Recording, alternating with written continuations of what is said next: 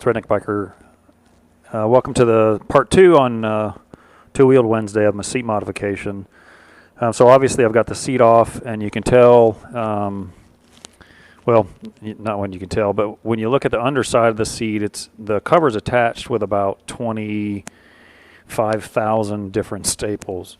And so it pretty easily I went around with a screwdriver, a little small screwdriver, and just picked off the staples, pull all the staples out. A staple puller wouldn't really work, only because you want to be careful and you don't want to,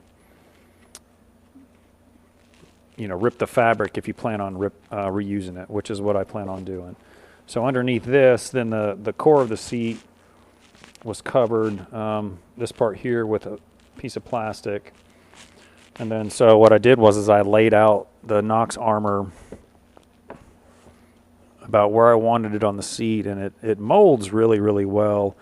And I was a little worried, like you saw part 1, and so this armor was cracked, but I had some Gorilla Glue, some clear Gorilla Glue, and I thought, well, what the hell? Fuck it. I mean, what could go wrong? And, well, it stays together. So if I would have realized that, I probably wouldn't have bothered Knox with having them send me some replacement armor, but now I get a seat mod out of it. So I traced out the outline of the armor, and then I measured its thickness, which is about 22.5 millimeters or so. And then so I'm going to try and figure out exactly how much of the seat foam I'm going to cut out. And I'll probably cut out about that much. Just so it's not going to sit flush, obviously, because I want to leave some of this rigidity here so the armor folds over.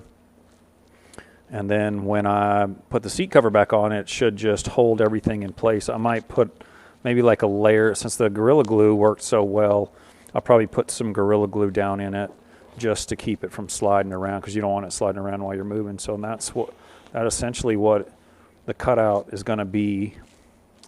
And then I'm going to go cut that out, and you'll get to see what that looks like here in just a second, through the magic of video.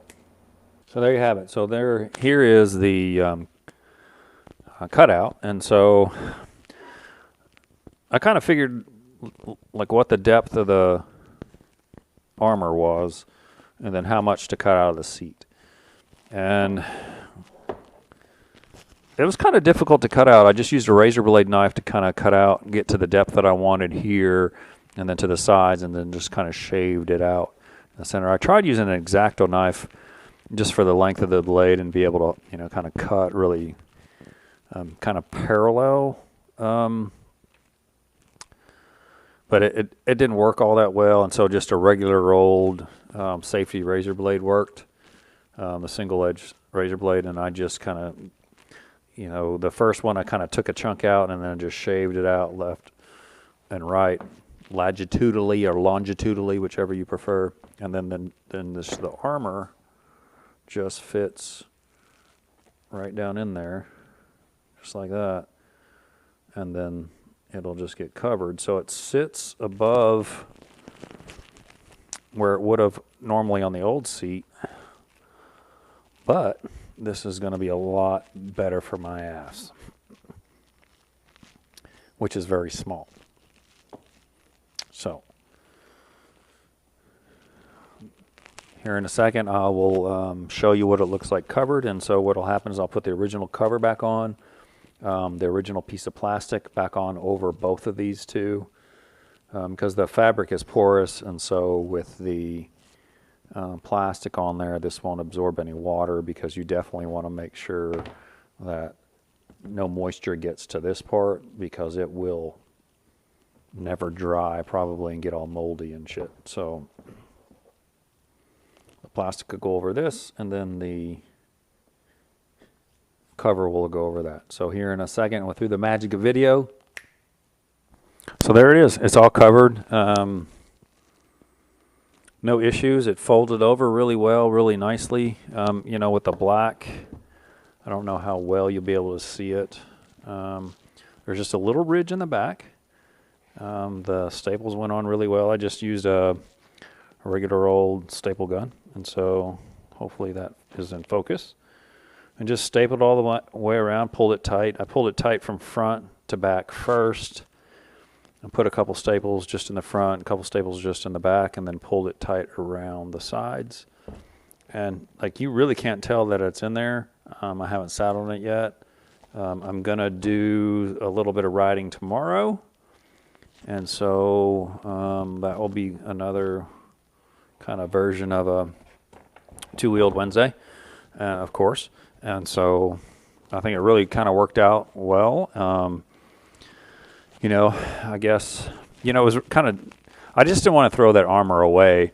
And then I wasn't really in the market for a new seat. I don't know that I needed one, other than on some of my longer rides, it kind of gets a little uncomfortable because the seat's stock. You know, I'm not going to go out and spend $300 or $400 on a new seat like some people are, but that's what they do. I'm not saying it's wrong, but it's just not somewhere I wanted to spend my money. I really want all my money to go to Moscow Moto here shortly, or to beer. Of course, you always got to have good thinking juice on every project. Today it happens to be Foster's. It's really good. You know, I didn't try Foster's until sometime this year. Just bought it on a whim. Pretty happy with it. You know, Stella Artois is my favorite, so she'll always be here. But thanks again. Thanks for watching. I hope you didn't mind this being in two parts. I probably could have just edited it down to one, but I wasn't sure how that would all work out. So tomorrow I'll do a ride test. I'll let you all know how the ride works out and how comfortable it is. It can't be worse than the stock. So again, thanks for watching. Go give Rankin to the rescue. Let's get him to 1,000 subs so he can live stream from the TAT, especially the Arkansas portion. I'm going to meet up with him and ride with him. So thanks for watching. Go sub to him, and we'll see you the next Wednesday. Ride safe.